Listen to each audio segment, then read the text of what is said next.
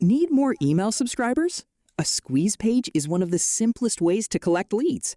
Let me show you how to build one in System.io. Step 1.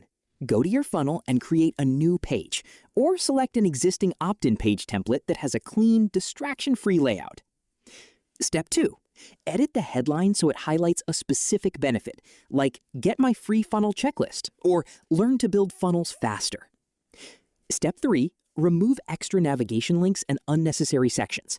A squeeze page should focus on one goal, collecting the visitor's email address.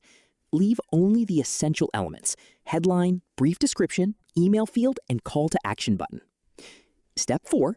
Customize the button text with a strong action phrase, such as Send me the guide or Unlock free access. Add a relevant image if it supports your offer without distracting from the form. Step 5.